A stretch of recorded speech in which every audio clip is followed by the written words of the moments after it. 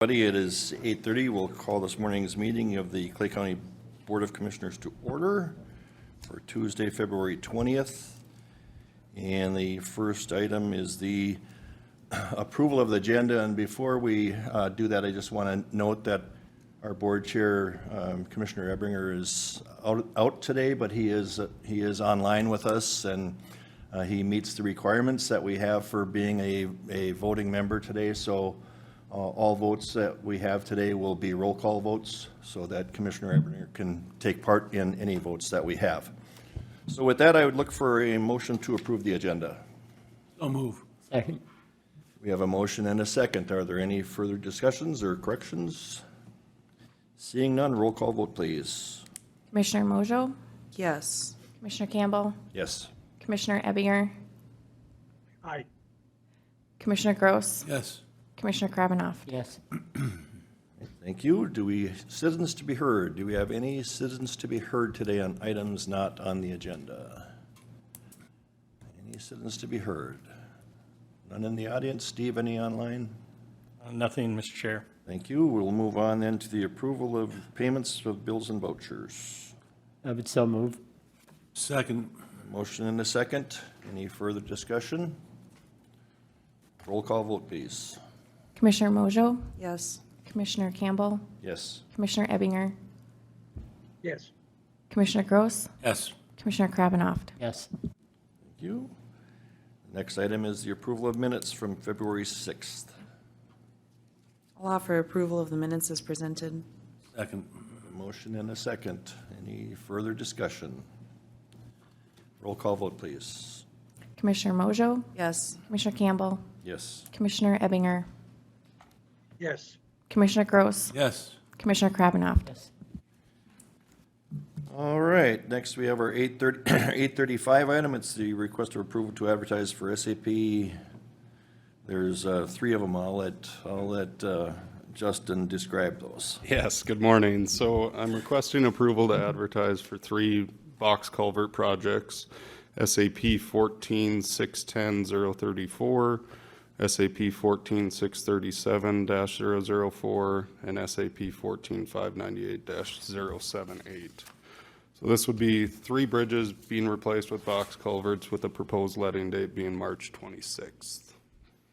And then there is bridge bonding on all three, as well as a little bit of CASA regular on a few of them as well. Okay, are these ones that were included in our 5-year plan? That's correct. Move to approve. We have a motion. A second. We have a motion and a second. Any further discussion? Seeing none, roll call vote, please. Commissioner Mojo, Yes. Commissioner Campbell, Yes. Commissioner Ebinger, Yes. Commissioner Gross, Yes. Commissioner Krabanoff. Yes.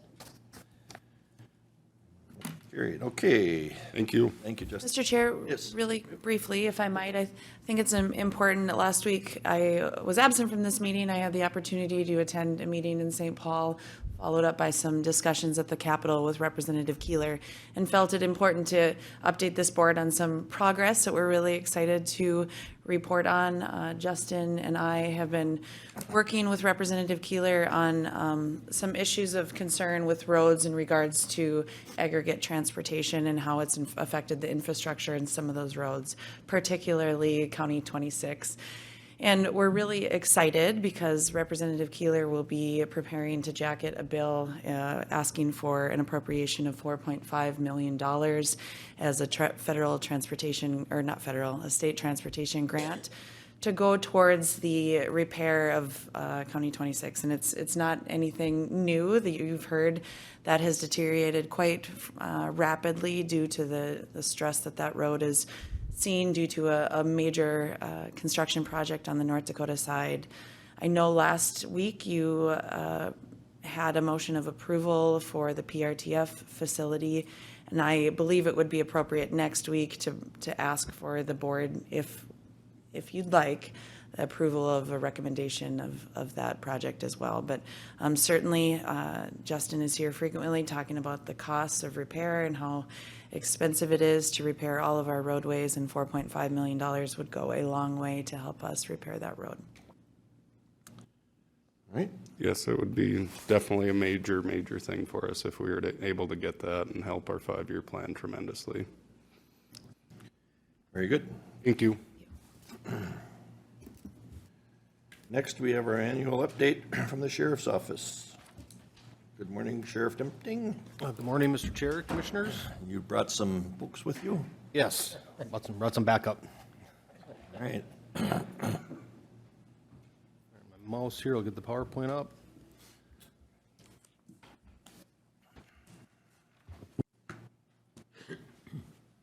All right, moving forward here with our annual update. First of all, thanks for having us here this morning. It is very much appreciated. We'll get started right into this with the hiring of an officer from Moorhead who is also a canine handler. We added an additional canine unit to the sheriff's office. Zach Johnson brought canine cash with him, staying with the Top Gun theme with our canines. They gave him a call sign of Fanboy as well, so he has a call sign of Fanboy. Got to stay with the Top Gun theme. So we'll go over some division overviews. Now we have the administrative division, which consists of myself, and so the board is aware I was recently selected to be on the legislative committee for the Sheriff's Association as well as the executive board. So that just means a little bit more time spent in the cities, making trips down there, which is great. We have Chief Deputy Chris Martin, and we also have the Community Service Officer, which will report to him. That's currently in process. The application portion closed on Friday, and then we'll move on to the next step, which will be the interviews, and that's to be determined in the future here. We also have our records division, which is Heather Croney. She supervises 5 office associates to include our jail office associate as well. And then new in 2023, we added a chaplaincy program, and we have chaplains John Bedore and David Juvie. This is to enhance deputy wellness. We're really looking forward to this program. I think we have some good things ahead of us with our chaplain program. For our operations division, that's Lieutenant Josh Schroeder. As you're aware, last year we did combine both patrol and investigation into this division. We currently have 11 patrol deputies. We are 1 short. Hiring is still difficult, so we are still trying to fill that second additional hire that was approved for 2024. In that division, we have 4 patrol sergeants. We have 2 school resource deputies. We have 1 in DGF that covers both sites, and then we have 1 at the Ulen-Hitterdal schools as well. As you're aware, the SRO program has been put on hold here, but we are hoping to get some traction in that this week. I know they were going to do some hearings on it yesterday, but with the events that took place in Burnsville, they put those hearings on hold for a little bit. Also in that division, we have 4 investigators. We have 1 investigative sergeant, and then we have 1 investigative roster deputy as well. Our support services division is Lieutenant Chad Hagan. Lieutenant Hagan commands 3 transport deputies, 2 civil process deputies, 3 court security deputies, is 1 sergeant, that's Sergeant Nicole Reno, and then 6 roster deputies to help with court security as well. And then our emergency management division is Lieutenant Tweeten, and he also has an assistant emergency manager who is Sergeant Nicole Reno, and Lieutenant Tweeten will be presenting here just shortly. Our corrections division is our jail administrator, Carrie Tooten, and she also has the assistant jail administrator, Katie Johnson, the administrative sergeant, Cody Benson. She has 4 shift sergeants, 45 full-time correctional officers, as well as 4 corporals that were added last year. She has 9 roster correctional officers, and Carrie will be presenting shortly as well. Operations Division year in review in 2023, we ended the year with incident 25,186. It's approximately a 5.7% increase from 2022. Our 2 K-9 teams, they had a total of 1 criminal apprehension, 12 non-physical criminal apprehensions. They had 4 area searches, 4 building searches, 14 vehicle searches, 10 package sniffs, 11 tracks, and 2 public demonstrations. They also did some jail sniffs. They logged many hours of training and attended some advanced tracking courses, and they passed all their certifications with flying colors. No Top Gun pun there intended. We have 4 deputies assigned to the Red River Valley SWAT team. The team is made up of tactical bomb and negotiations. The tactical team responded to 24 callouts for the year. Bomb team had 45 callouts, and negotiations team had 21 callouts. The operations division removed the following illegal drugs from our streets in 2023.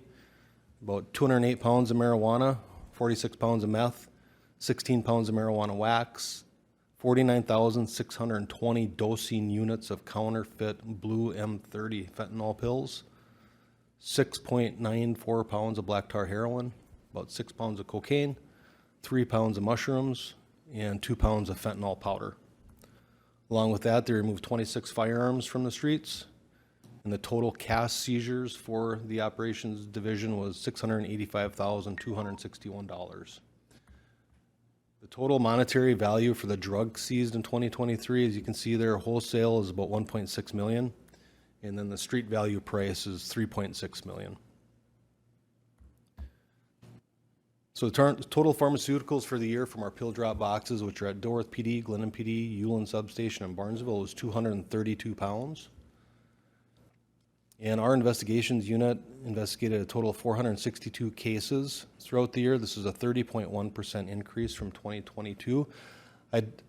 Quite frankly, I don't think it was that much of an increase. I think we just had some better tracking going on in 2023. It just looks like a dramatic increase, but I don't think it was that big of an increase. And these cases included Clay County cases as us being primary, or we also assisted Minnesota, North Dakota, and well beyond. We did a lot of jail backgrounds, serious assaults, juvenile sex assaults, elder abuse, and then everything in between. So our investigators stayed fairly busy in 2023. The street crimes unit, they made several apprehensions in 2023. They kept our area free of some very violent offenders.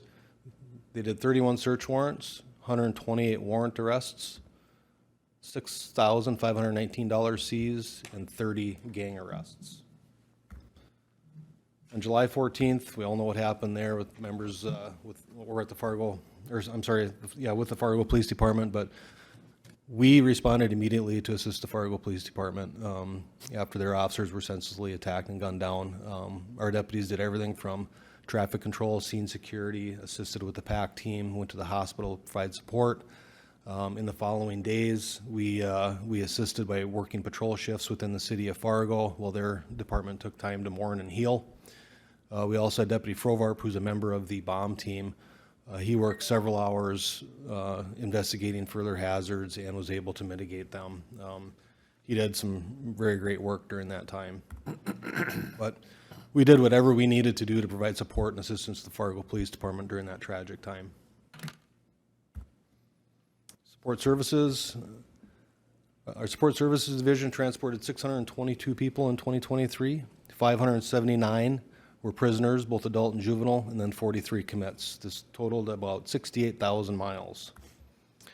It was a little bit lower than 2022, but we've had some new connections that we've made over the years, or over the year with Dakota, Sherburne, and Scott counties, and with our longtime transport partner, St. Louis, to assist in our transports. We were able to save several thousands of miles and numerous transports. Also during 2023, there were 3 flighted transports from California to Clay County.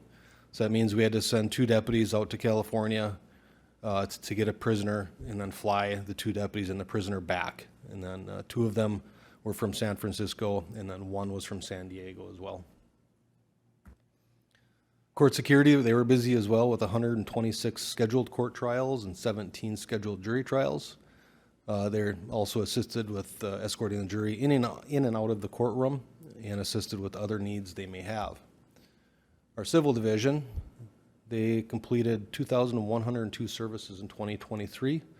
As you can see up there is 519 subpoenas, 517 summons, 296 notices, 174 writ of recovery or completed evictions, 236 HROs, 187 OFPs, and 143 order to show causes. So that's a lot of papers for 2023.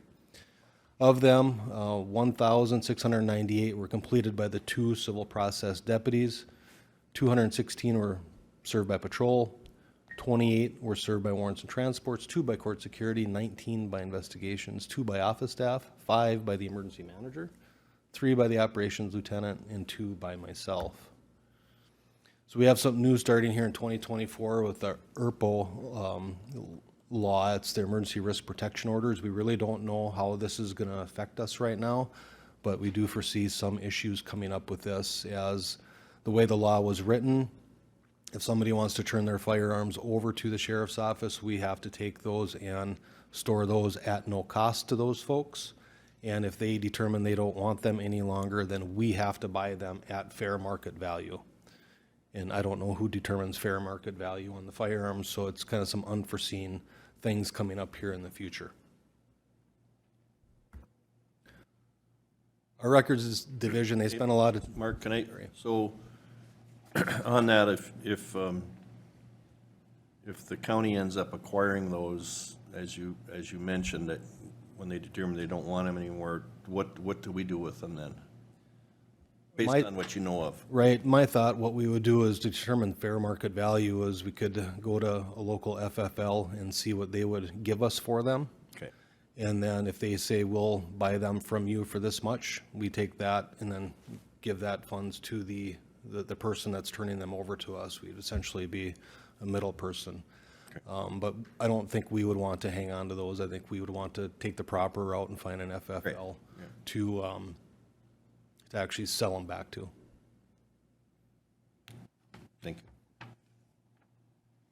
Any other questions on that? Moving on, our records division, they stayed fairly busy. They were entering warrant, civil papers, processing permit to purchase and carry applications, as well as dictating reports and submitting crime data and everything else in between. So they stay pretty busy, and truly they're the ones that run the office on a daily basis, and I think Chris and I answer to them sometimes. But they entered 2,191 warrants, 2,240 civil papers, combined of 714 new and renewal permit to carry applications.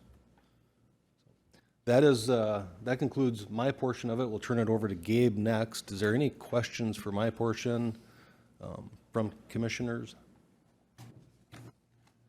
Questions? If not, we'll hear from Gabe. All right. Good morning, Gabe. Morning. I'm just going to do a quick overview of 2023 activities. Last January started off the year. We have our Region 3 Joint Powers Board quarterly meetings, and I was elected president of the region for that, which is 11 counties and 2 tribal nations. Then February and March, we're busy with weather-related events that did set the stage for spring flooding. Kind of all kicked off on Valentine's Day last year when we had that pretty substantial winter weather event. During that event, the sheriff and I did discuss requesting some National Guard support. The sheriff for the county can make that request to the state.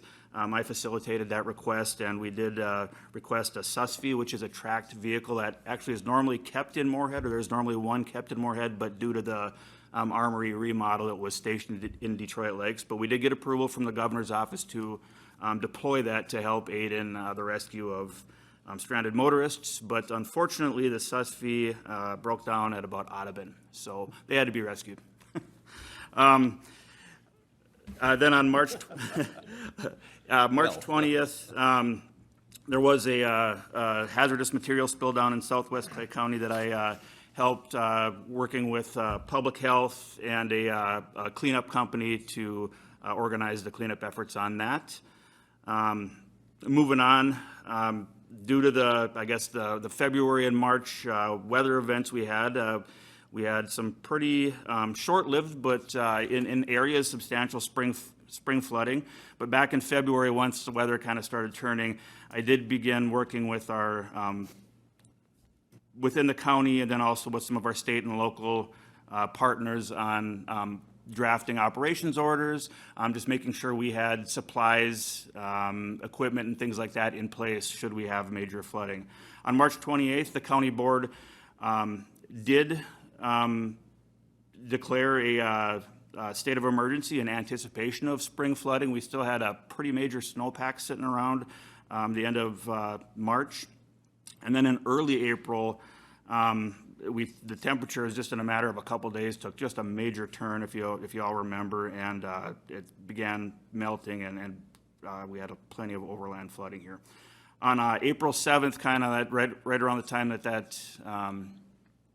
the weather had really changed, we did open up a flood hotline, and it was a pretty short-lived event as far as our major flooding, but in a 4-day period, we did field 49 calls.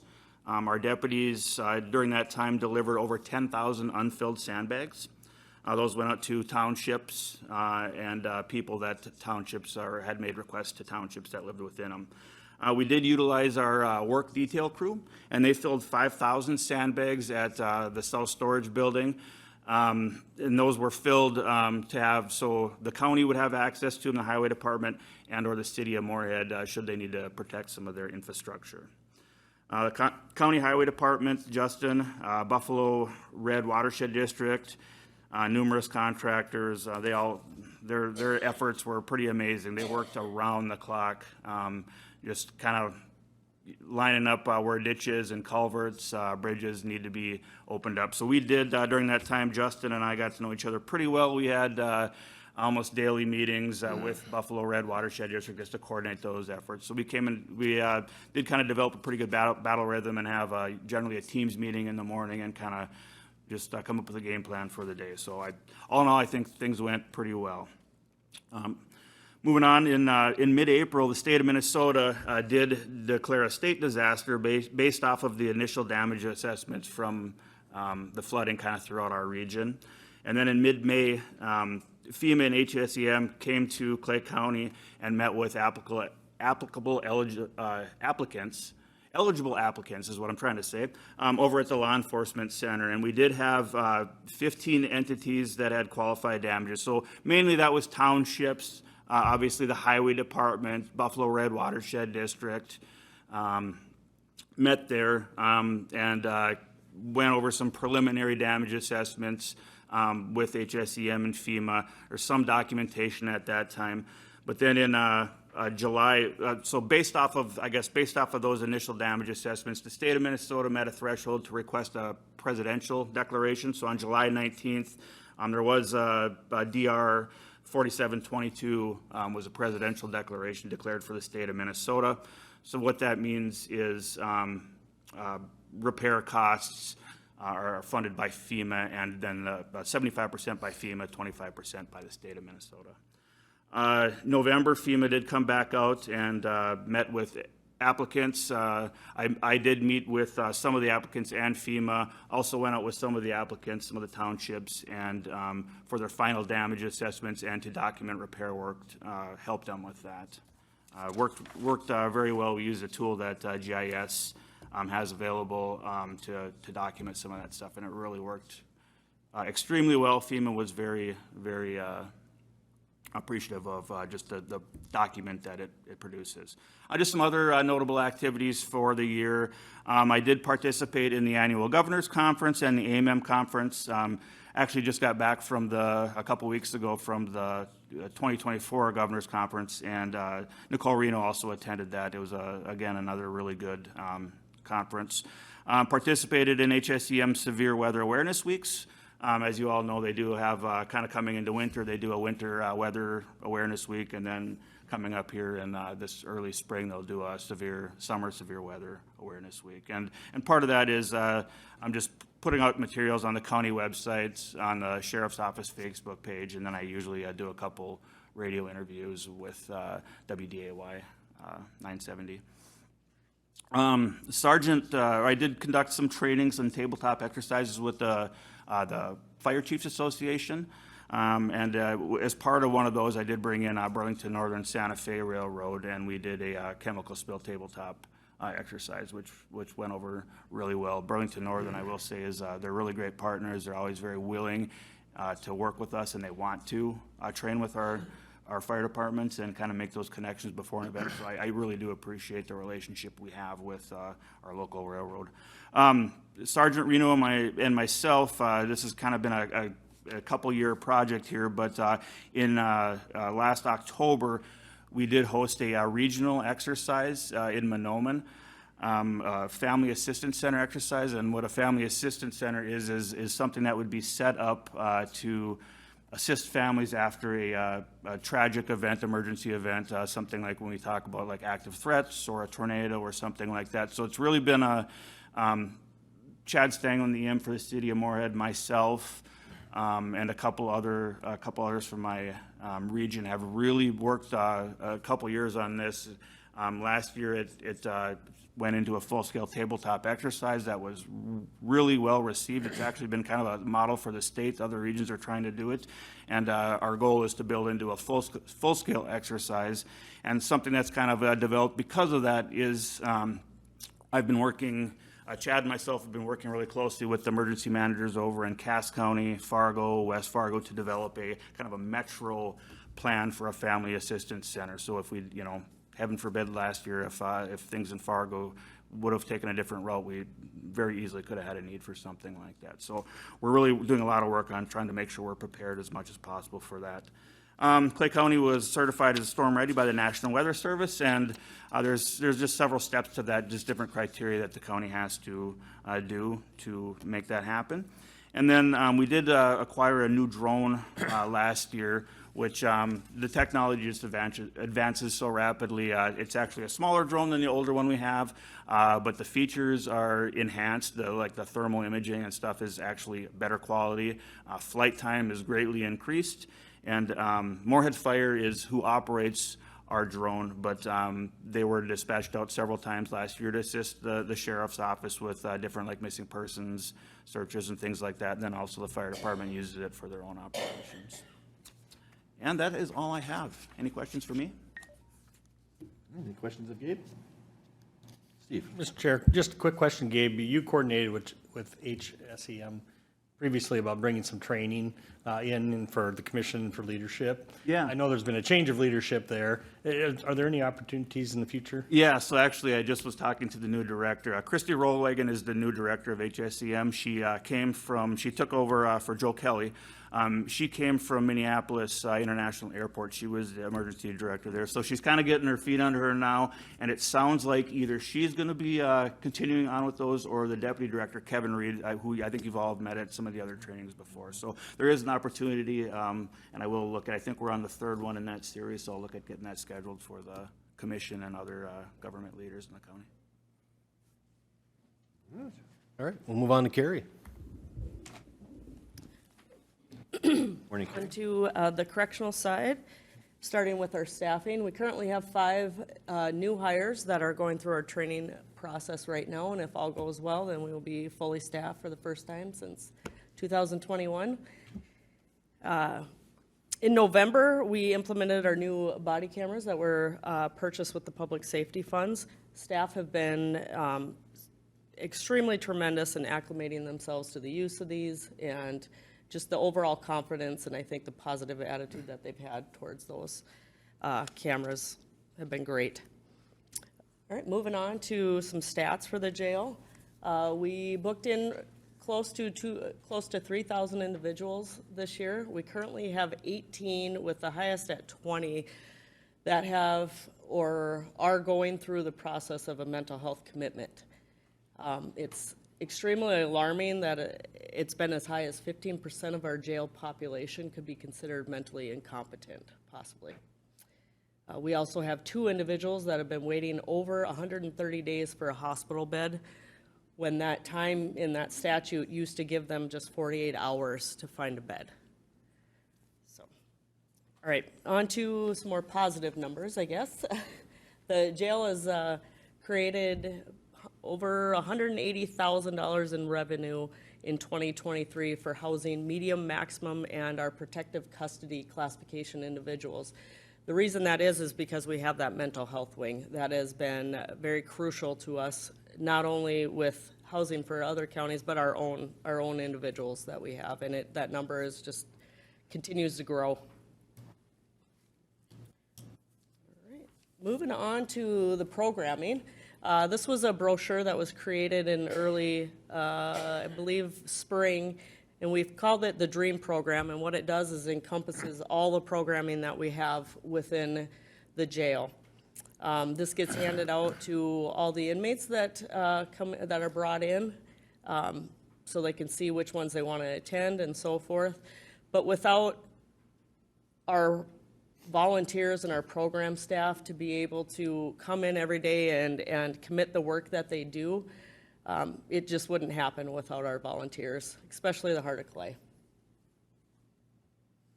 All right, a couple highlights for the incarcerated, new programming that we have. Our GED program was started at the beginning of 2023 with the help of Moorhead Adult Basic Education. We have a very good rapport with them. Spring and fall sessions, we had 16 participants. 2 have graduated while in custody, and another 6 are continuing that GED program at other facilities. More programming that's new to us this year. Concordia College Music Program. This is a collaboration with their music department and their director. 4 students come in as volunteers, and what happens is they teach music, how to read notes, how to write notes, and so forth. And what they do is those students then get a credit towards their music and teaching degrees. It's a 10-week course, 12 inmates get to go. It has been extremely popular course.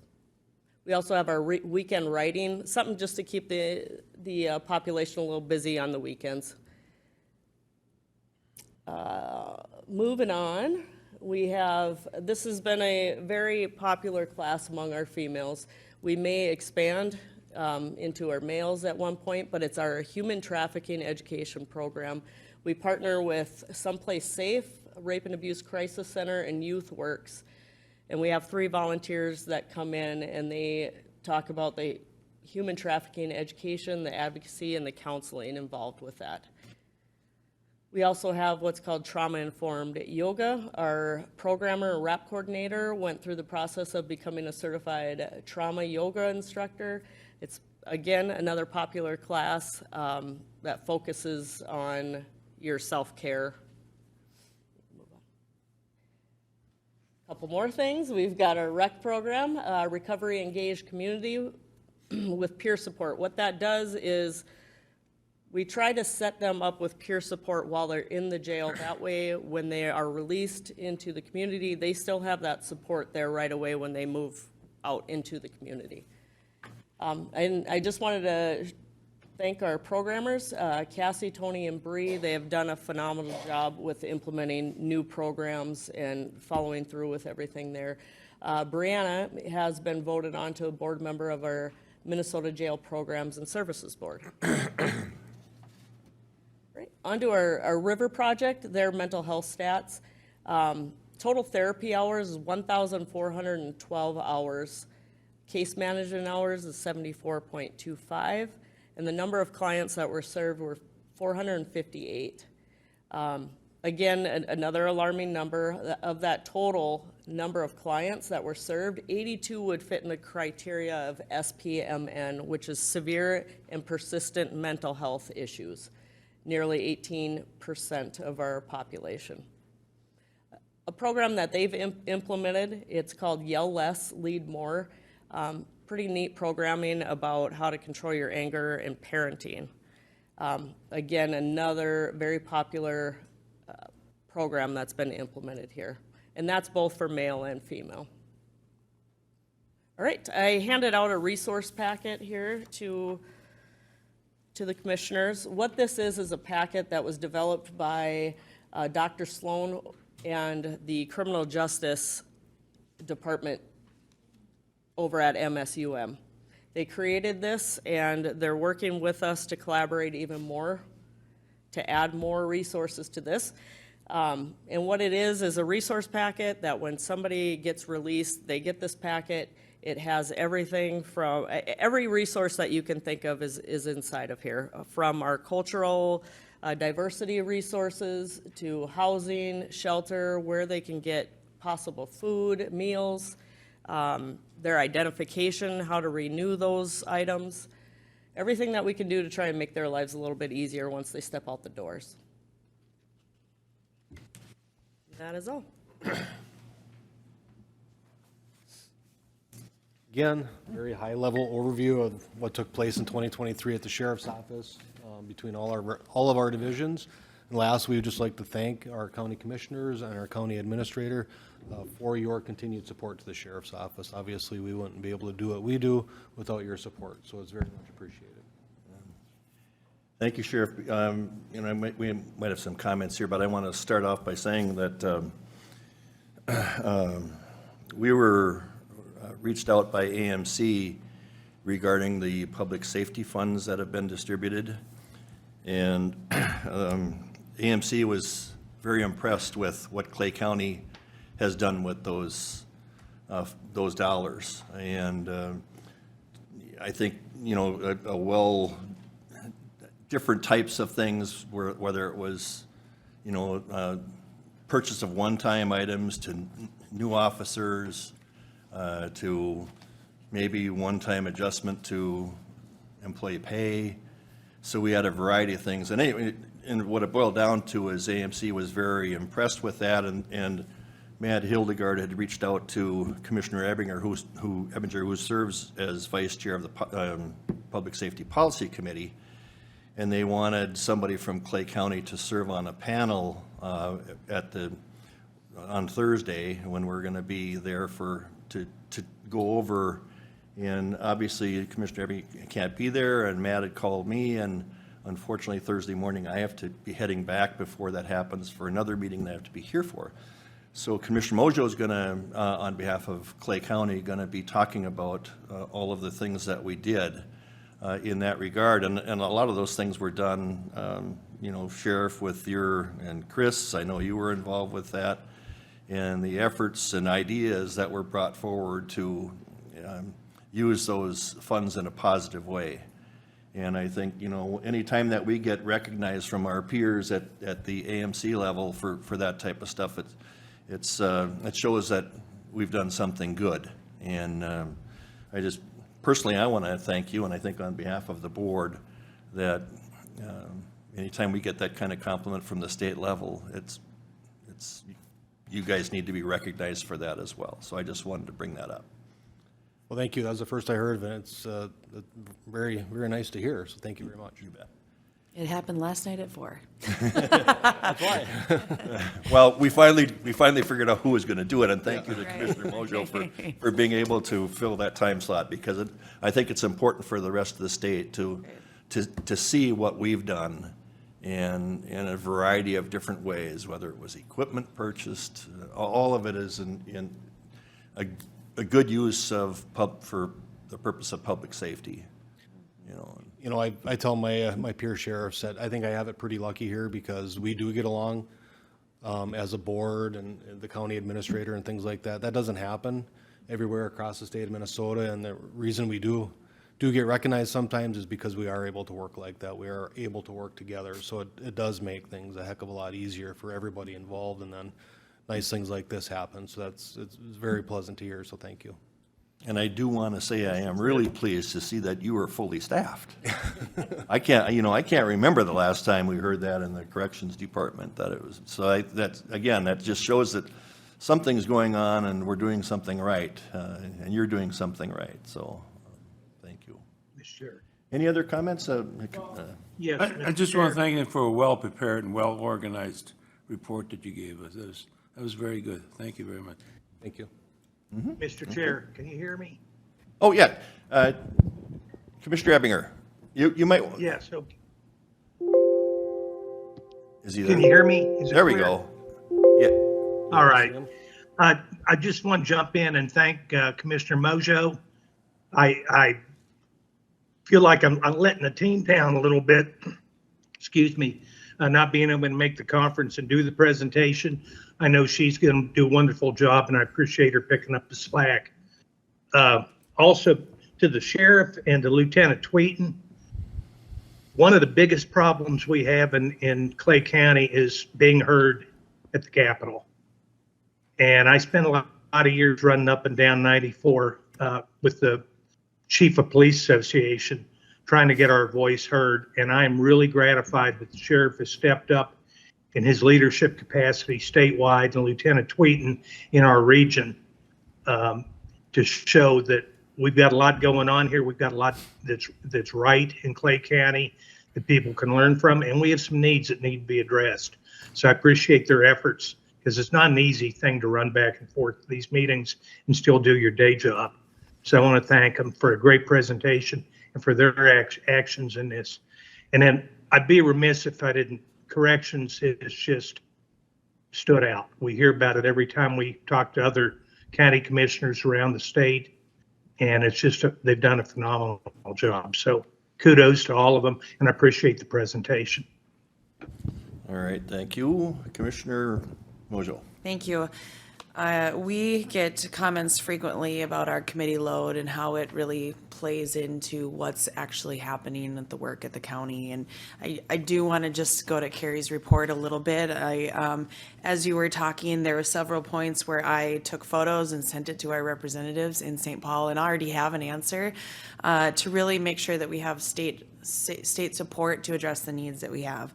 But particularly next week, I have the Lakeland Mental Health Annual Board Meeting, in which we talk about a lot of the work that they're doing in all of the multi-counties, but particularly in our mental health unit. Several of the comments that you talked about really are addressing major concerns that we have with inmates that are in our facility. And I'm hopeful that with the programming and the additional programming that you talked about, that really were instrumental as we helped mold what that facility could do with those inmates. It really speaks to the partnerships with social services and the attorney's office and all of the gamut of the folder in which you provided. So I really want to thank you, but I also would be remiss if I didn't address the elephant in the room that happened in the state this week. And so I just want you to know that we continue to support the family that you all are, the family that is your department, that is statewide, that it is really region-wide, and the concerns. Obviously, I don't want to get into what the case was, but really to the issues that you're seeing and the arrests and the interactions that you have with all sorts of individuals year-round. So just know that we support you. Our region supports you. The people that you come in contact with every day really admire the work and the commitment and the sacrifice that you all do. So thank you very much. Yeah, I thank you for those comments. I don't want to, there has to be some heavy hearts in law enforcement this week again with recent things that have happened in the Burnsville area. And I think it's good for us to send our condolences to those family members and victims, and to your law enforcement family for what had happened. And again, it just goes to show the difficult work that you guys do and what you can run into unexpectedly on any given moment. And I think I can speak on behalf of this board that we'll always have your back as you go forward with those types of things. And we've, here in Clay County, we support our law enforcement center, our law enforcement group to the full extent, so. And it does not go unnoticed, and we do appreciate that very much, most definitely. Commissioner Kravinoff. Yeah, just real quick, as a new guy, I do appreciate everything that I'm not only in this report to get a good overview, but during the year with all of you, each part that I've been exposed to that I had no idea about before, the depth of work that you do, very important. Thank you for your approachability at all times. And it's just been, maybe the comment was already made, but I do remember it was one of the first meetings hearing about all the people we needed in the jail to hire. And how you filled that is pretty amazing. And I know there was a lot of help from other people, you know, the incentive program, those type of things that you did. Yeah. And Gabe, watching you work last spring when the flood hit South Clay County, as you mentioned, over a couple-day period was quite impressive. So, yeah, thanks to all of you. On a side note, the county attorney, Carrie, the chief deputy, and myself, we had a very good meeting with the DOC Inspector General here recently, to the point where I invited him up to take a look at our facility and take a look at the behavioral health unit, since it's the first one that we've had in the state of Minnesota. And he did take us up on that offer, and he's going to come up here about mid-March to take a tour of what we have here. So that's very good as well. And it was a very positive, very good meeting. Very good. Thank you. Chris, do you have anything to add this morning? I think it's all been said. Okay, all right. You're just here for the moral support. Okay, Sometimes you need that. all right. All right, thank you all. Thank you.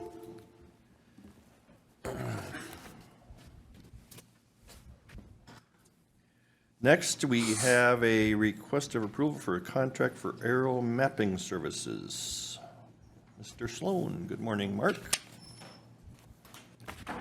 Good morning.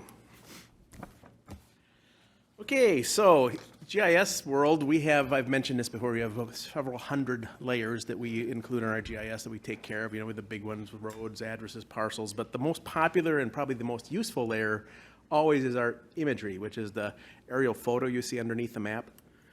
Over the years, we've collected this imagery in a bunch of different ways, and we're always looking for new, because aerial imagery has the issue that it goes obsolete the day after it was taken. So we're always looking for better pictures, collected more recently in a better way. We use imagery that we get for free from the Farm Service Agency, which is collected in the summer. That's done usually in August. It's got leaves on the trees and the crops are in bloom, and it looks really pretty, but it's a relatively high resolution image or high altitude image, which means the things you can resolve on the ground are not that good, but it's free, so we use that. We work with the City of Fargo every third year, and we collect high resolution imagery of 8 of our cities, and the Highway 10 corridor. That's done as a joint project. We've done it since 2001. We just completed that in 2023, and that's a very good project. It works well for us. It's cost effective because we're sharing the costs. But I'm always on the lookout for county-wide imagery and how we want to fund that. And we came up with I think a way to do that. So what we're looking at doing is purchasing high-resolution aerial imagery for the entire county this spring yet. That's why I'm here today. We're trying to get this project moving so that in April, thereabouts, we can actually fly the flight. It will collect imagery that's 6-inch resolution, which means it resolves all the objects on the ground 6 inches or bigger, which you can resolve parking lot stripes and stuff like that. They're really good quality images in full color. Countywide, that would be done leaf off, which means there's no leaves on the trees, so you can see the buildings and the structures on the lots.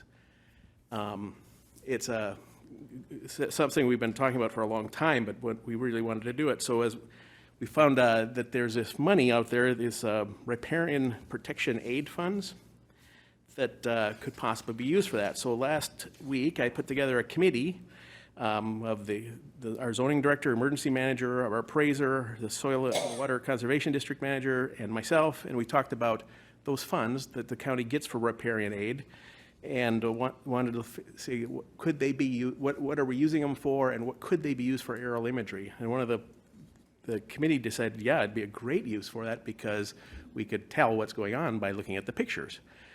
We also were told by Soil and Water Conservation District that we're 100% compliant with our riparian protection at this moment in time, which is good. And having aerial imagery would be a useful tool, not just now, but they recommend that in ongoing years we continue to buy imagery. So we received quotes from 3 firms on what it would take to do that. And the lowest price we got was from a company called 95 West. They're based out of Grand Forks. They would provide us with 6-inch high-resolution aerial imagery county-wide.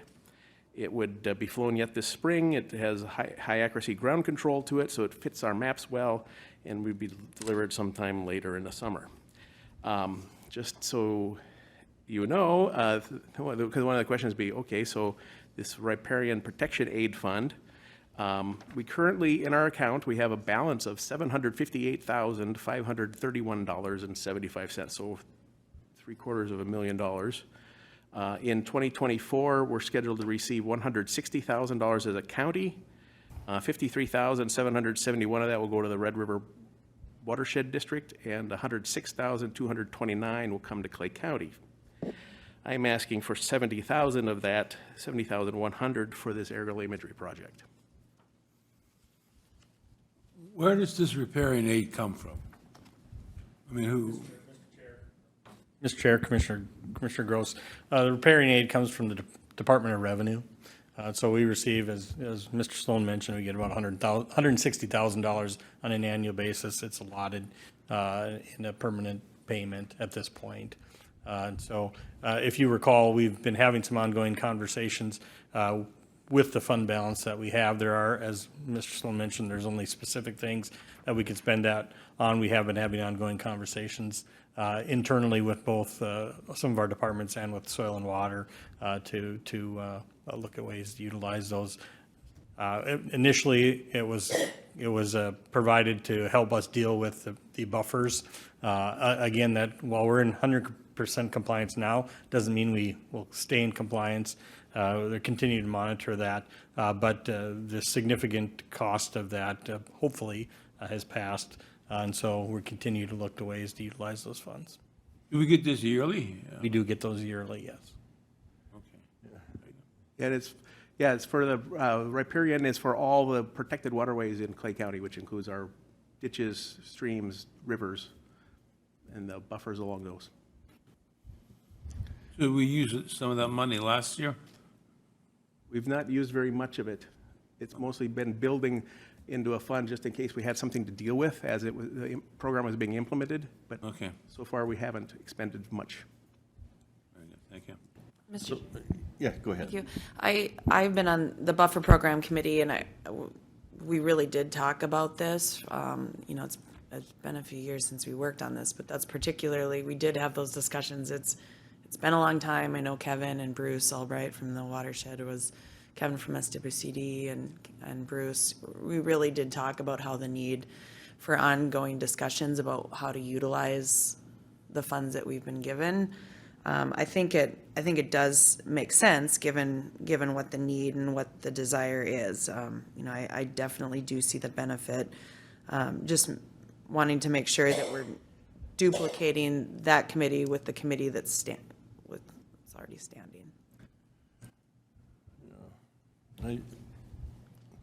I don't know how, so does Clay County hold those funds, or is the watershed district? We hold the funds. We hold the funds, and, okay. Well, that's an interesting item, a budget item, I guess, that I just don't recall hearing about revenues that go in there and what the, basically, the options are for using those funds. I don't think we've probably had enough dialogue of that in the past, but going to this, I know, Mark, I know there's been an awful lot of aerial photos done to a good degree, same thing to within a half a foot of, and primarily what a lot of those things were done for was for planning for flood control and all that type of thing. Yes. I find it a little bit interesting now when we're taking aerial photos that kind of get into an awful lot of people's personal stuff and what they might have in their backyards and all that kind of stuff. And I guess to what degree are we using this data for? We use this data to, well, initially, the big, make sure that we can see our riparian system and how it looks, but we also use it for all of our departments. We use it to see what's on a property. You know, is there buildings, are there structures, those kind of things. Where is the house? Those kind of issues. It's a pretty useful tool for that, to just tell what's there. Okay. And as you mentioned, you know, that every third year project we do with the city of Fargo, that is also the diversions involved in that one. Right. And so we've got really good imagery along our Red River corridor and our 8 biggest cities, but we don't have hardly any imagery in some of our way rural areas, and that's what this would collect for us. Okay, I thought the last aerial included pretty much all of the areas where, for example, the Buffalo Red, or the Buffalo River, and Right, but it's not countywide. It's not all the way out east. Nope, it's kind of spotchy. Well, it looks like we've got the funds available, and looks like a good project. I'll make a motion to approve. All right, we have a I'll motion. second And we that. have a second. Any further discussion? Seeing none, roll call vote, please. Commissioner Mojo, Yes. Commissioner Campbell, Yes. Commissioner Ebinger, Yes. Commissioner Gross, Yes. Commissioner Krabanoff. Yes. All right, thank you, Mark. You're welcome. One comment on that, the contract for this is in review still with our county attorney's office. Once it's done, then I'll get the final back to you, Jackie, to have signed. Thank you. Very good. All right, we'll move on to committee reports, and I know that each board chair usually has a rotating sequence, who goes first, and I can't remember what Dave had, so I'm going to just ask Frank if you want to start. Sure. Wednesday at the Advertise Watershed Board meeting, they went through their permits and the complaints and stuff like that, and all the permits were approved and complaints were handled by the staff. It wasn't, they didn't have a lot of action and a lot of stuff. Talked a lot about the city of Pearlie. They're gonna do a lot of funding was approved to do the flood protection for the city of Pearlie. So that'll be start working on this summer. Had a lot of discussion on ditch maintenance, who's gonna pay for the bridge replacements when it doesn't affect you. I mean, if you get a bridge replacement 2 miles down from you, can you charge the people all the way down the line with that? So a lot of discussion was on that. And I guess that's pretty much, they're leasing out some of their watershed land that they've got. They're leasing out some of that land to people that can utilize some of that land that they're not using. Oh, that took care of the wild rice. Friday, I had the Partnership for Health Community Health Board meeting. There again, we had Ken Severson in there who gives a good explanation of all the inspections he does, what he finds, and how often they do them, and what they're looking for. You know, we discussed a little bit about churches that put on their dinners and stuff like that, how much they're to look for. And churches can get themselves inspected. We don't really go out to all the churches and do it, but if they want to get inspected to see they have a good facility going on, they can call and get some information from Ken. Kathy McKay talked about the legislative sessions going on right now, and right now there's no funding bills really going on for the Partnership for Health, so nothing further to discuss on that. And that was pretty much what we did there. So that was my 2 meetings. Thank you. Commissioner Krabanoff. Thank you. Had a really just 2 meetings. They both involved Community Action Partnership, Lakes and Prairie.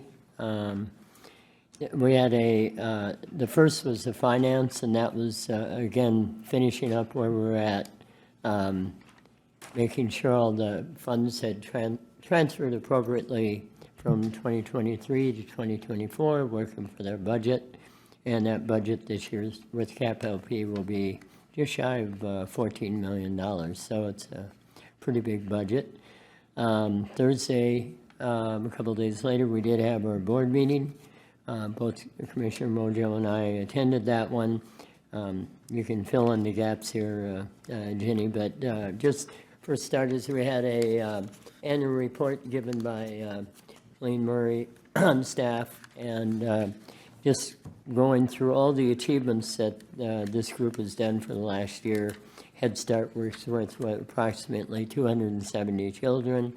They managed, had managed cases in the number of 1,300 case works, which is an awful lot. And out of the working with those families, they had, as far as any family in-home crisis, they didn't have any crisis management cases for a 90-day period, which was a very good achievement. Further on in the meeting, there were a couple applications that they worked toward. These are pretty big dollars. Again, you know, for homelessness, they did an application that comes through the state for $1 million, and then also a 3-year program for child care assistance in the amount of $311,000. And Carrie, on the other side, we're talking about kids a lot and early education. but also they received a grant of 25 grand for supporting programming for older adults, another program they're working with. So maybe that's where I'll leave it with that. If Jenny, you have more to fill in, please do so. They did get their name with Giving Hearts, and it was nice to see they received $22,150 was from 64 donors. So another way to give to a wonderful organization. So with that, that's what I have. Thank you. Thank you. Commissioner Mojo, you have a couple of weeks for us. Yes, thank you, Commissioner Campbell. On February 8th, I attended the website redesign committee meeting. We are really excited to be wrapping up the planning stages and really the design stages of what the new website will look like. It's really exciting. I can't wait for you all to see it.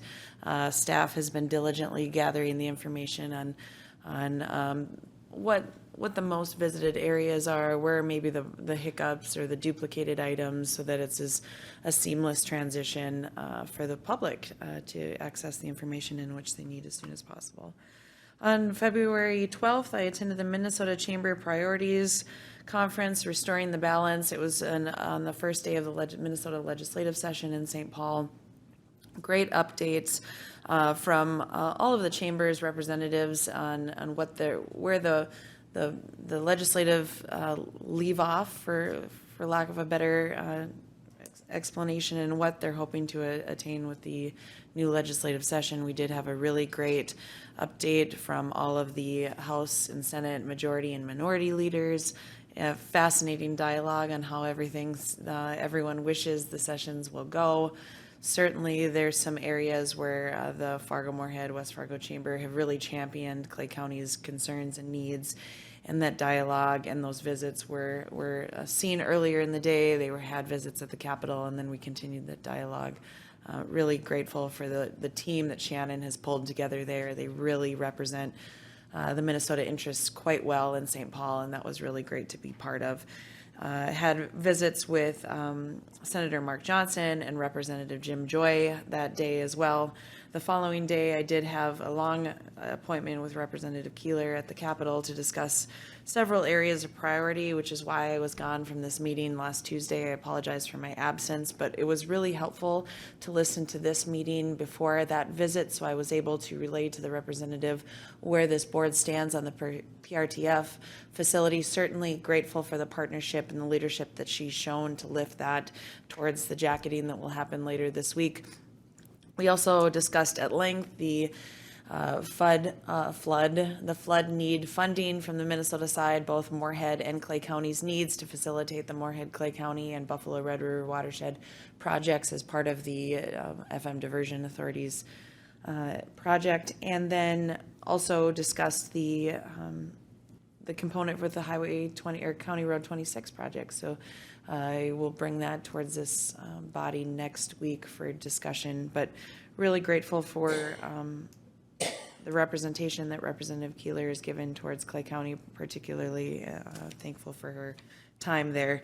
That afternoon, I had a long discussion with Joel Paulson from the FM Diversion Authority to revisit what the JPA's agreement was for Clay County's obligation for seeking funding from the state. Also discussed the city of Moorhead's needs as well, making sure that that total number is lifted with all of the dialogue that is happening in St. Paul.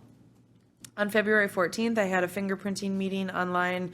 As you recall, we've had lots of discussions with IDEMIA on the as they're the contracted fingerprinting provider for the region. There have been multiple concerns that we're hearing on local levels from providers, from our staff as well.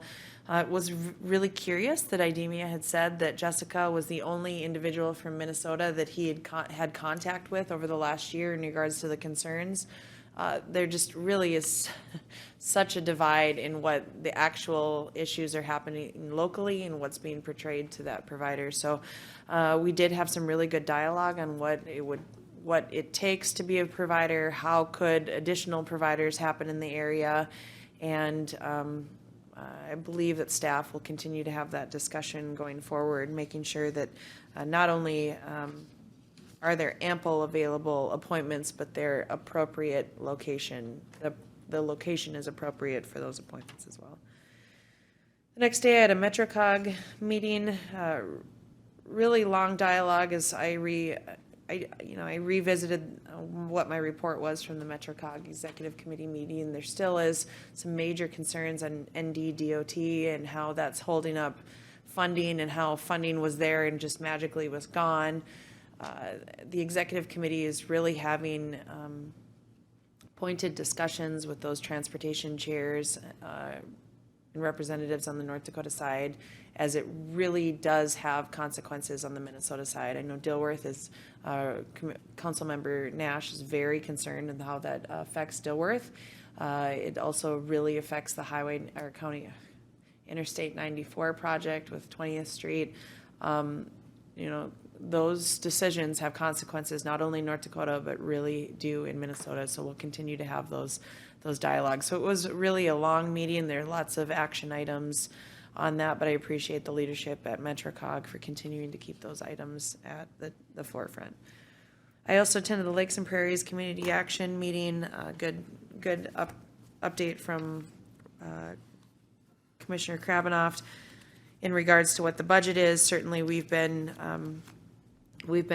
put up to date on everything that they're doing there. They really are continuing to have vital conversations about the rural transportation component that this board kept in their budget, understanding that that's not something that is always a feasible item to have in this budget, but given my conversations in many different committees this year, and transportation and access are such a vital component of folks, and especially in the rural areas of our county accessing services. So making sure that we are having the dialogue to make sure that appropriate transportation is available for folks so that they're not siloed in their homes and they're able to access.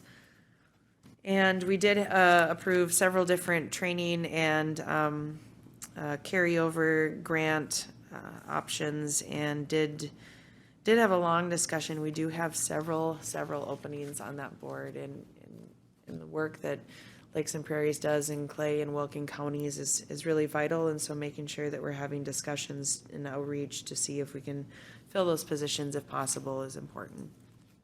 And then on the 19th, which I think was yesterday, I attended the AMC Extension Committee meeting. We were talking about the MOU rollout that will be happening with the state extension, the full board this Thursday at the legislative conference.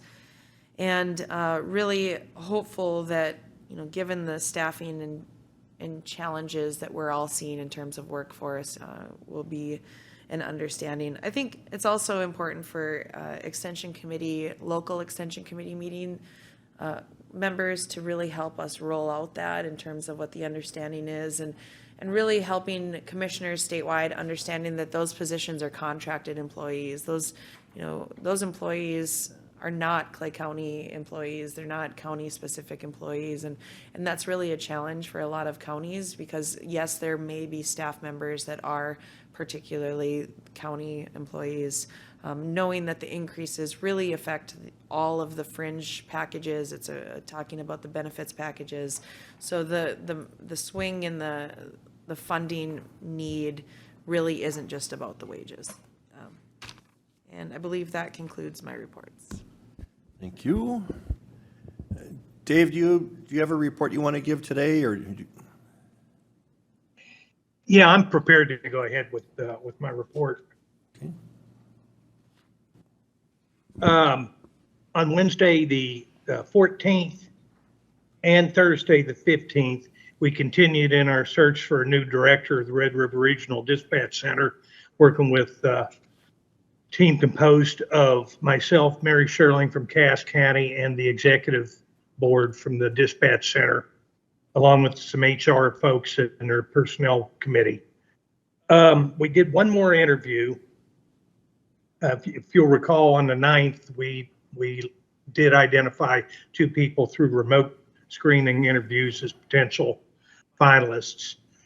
We did yield a 3rd finalist in our interview on the 14th. On the 15th, we reconvened voted on these three as finalists, and the vote passed, and we released information on who our finalists were to the media. The final interviews will take place on or around the 8th of March, and we're working on details on that now. But hopefully after that, we should have identified a director for the dispatch center. Later on, or on Thursday, additionally, I met with the Greater Fargo Moorhead EDC Executive Board. As I think all of us are aware, there's been some discussion about our place on the executive board, in that we have realigned our funds that we spend for EDC, and we are now the third largest contributor for the EDC. Fargo moving ahead of us by, I believe it was 25,000. After a discussion, the executive board and I answered him, gave him information on what's going on with us, on our needs to communicate with St. Paul, on our return on investment with the organizations that we're involved with. The discussion was that they wanted to go ahead and send this to the governance committee for reconsideration. What that might be is up to the governance committee. They may have an additional public participant on the executive board, or they may vote to have Fargo on there, or vote to keep it the way it is. I don't know, but we should have some response in our next meeting in 2 months, I believe. Or no, we will have a meeting in a month. After that, I went to the Clay County Cap LP, Clay County Committee on Aging. Basically, on my notes there, primarily we covered new business. As the VITA tax sites open now, they're at Moorhead at the Bellesley, 981 Bellesley, at the Cap LP offices. They also have locations set up in Barnesville and in Holly and in Breckenridge. And the specific dates and times on that are available on the website, or contact Cap LP. Bit further discussion on the success that they're having with the rural bus that they have out there. More and more communities are becoming aware of it. They've got a number of day trips that they're setting up, and even thinking about setting up a regular run into the Moorhead, Dilworth area for groceries on a regular basis for people out in some of the rural parts of our county. And that is going well. Lastly, what I would like to address is something we talked about last week, and that is having a work session. It was determined with Moorhead days at the Capitol that the 12th of March may not be a good date.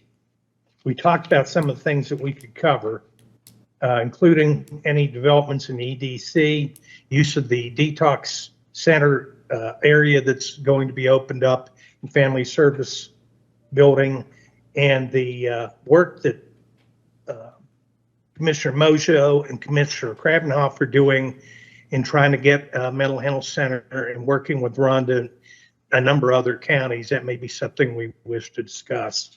Potential dates right now are on the 26th or on April 2nd. If we want to open it up to discussion, or if we want to put it off till next week, those are dates. I'm just see how they work for people. Mr. Chair, if I might, I'm seeing that it's on the agenda for March 19th. Is that? I was not, my thought on that was that was going to be, let me bring up my calendar, but I believe we have a conflict. If Steve can refresh my memory. Mr. Chair, I believe that, yeah, what's noted, we have a township meeting, or excuse me, we have a HRA meeting that we are going to be meeting on the 19th. But there's also another meeting on the date that was initially provided, where there was a What was the meeting? It was going to be the Moorhead Day at the Capitol, I think. Yeah. That was going to be on the day that was brought forward for potential work session last week.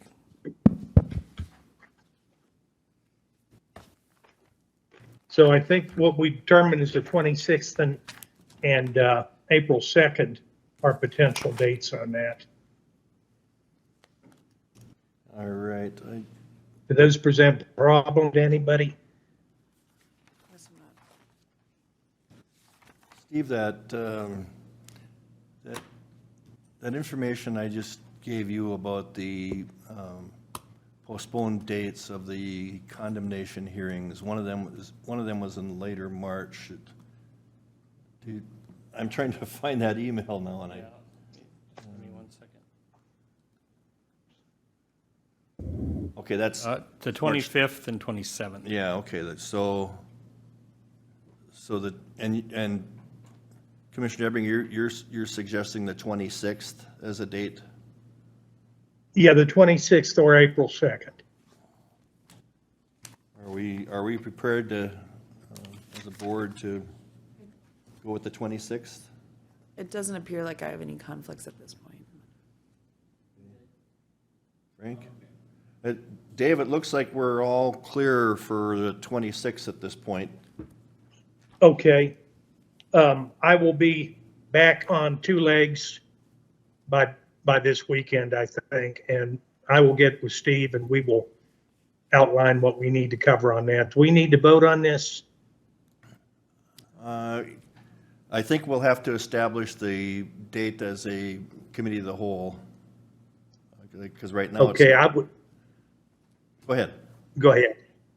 I would make the motion for the 26th following our commission meeting if that is appropriate. Okay, all right, we have a motion to hold a committee of the whole meeting on the 26th, and that would be in the afternoon. Is that typically what we do, like at 1? Generally, that's what our practice has been. Okay. All right, Is that okay with the motion? Dave, 1 Yep, o'clock? that works for me. Okay, I'll second that. okay, we have a motion and a second. Any further discussion? And I guess, you know, I know Commissioner Ebbing has brought up some, I think, key topics there. I think if there is any last-minute things that might require additional discussion, that maybe work through Commissioner, our board chair, and Steve to see if you have something that you think might be worth adding to that, and then the earlier we can get that out to establish an agenda, the better. Appreciate that. That's our joint meeting that we have with the HRA Board of Directors. Is that all, with all of us here? Yes. At 1 o'clock, that's gonna be at 1 o'clock here. All right, anything else? With that, we'll do a roll call vote. Commissioner Mojo, Yes. Commissioner Campbell, Yes. Commissioner Ebbinger, Yes. Commissioner Gross, Commissioner Krabbenhoft. Yes? Motion carried, all right. Does that conclude your report, Dave? Yes, it does. All right, thank you. Thank you. All right, I have to go back 2 weeks too. Last Tuesday, you should all be thankful that I was not here because I didn't want to share with you what I was going through at that particular time. In other words, it was a little bit of a flu bug. So, but anyway, going back to, and I was able to watch that meeting from the confines of my home, and some of these things have been already reported on by my fellow commissioners. And so on the 6th, I also attended the Commissioner Krabbenhoft report on the subcommittee insurance meeting that we had.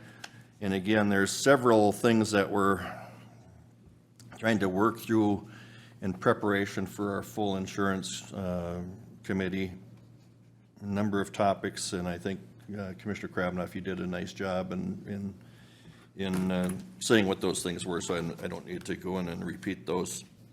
Then on February 7th, we had the Budget and Finance Committee for the Dispatch Center. We went through the 2024 year-to-date budget, which of course is very short. And we had some discussions about a 2025 budget planning. As you know, the executive director, along with the executive committee, needs to provide the budget for 2025 to the full board in June. When I say the full board, I'm talking about the dispatch board of authority. And so preparations need to be done there, and there was some,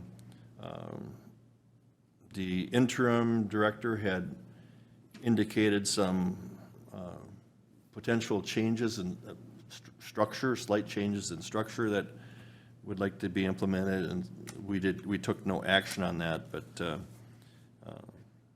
there was some good dialogue on moving forward once we're into the new facility. And then the next day, in the morning, I attended the Lakes Country Service Cooperative meeting.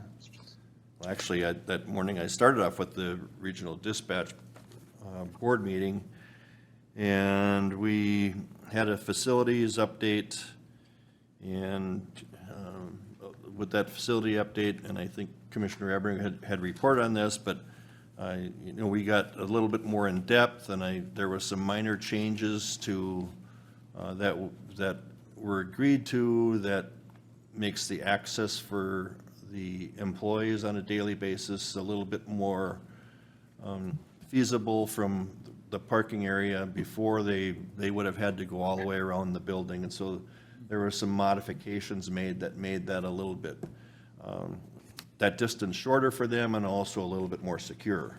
So, and then we're looking at a timeline, and I think the timeline we asked about, okay, once this goes in the ground, which they're thinking that could be at the spring or early summer, that total build out could be 10 to 12 months is what we were told.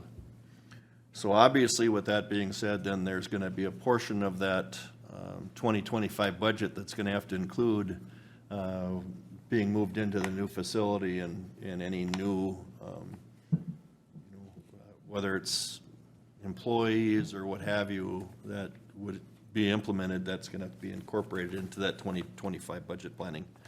That afternoon, I went to Lakes Country Service Cooperative meeting in Fergus Falls, and we got quite a few legislative updates that primarily deal with school districts and what's different things involved in opportunities that school districts might have based on legislative actions that are going on. That, I believe, concludes my report. Steve, do you have anything? I know you were on vacation last week. Yep. Well-deserved. I appreciate the board allowing me to be gone last week. I just had a couple things I'll cover that haven't been covered either today or last week. On the 7th, we had a management meeting. Again, we talked about some technology updates. We talked about our market study, and HR provided some updates.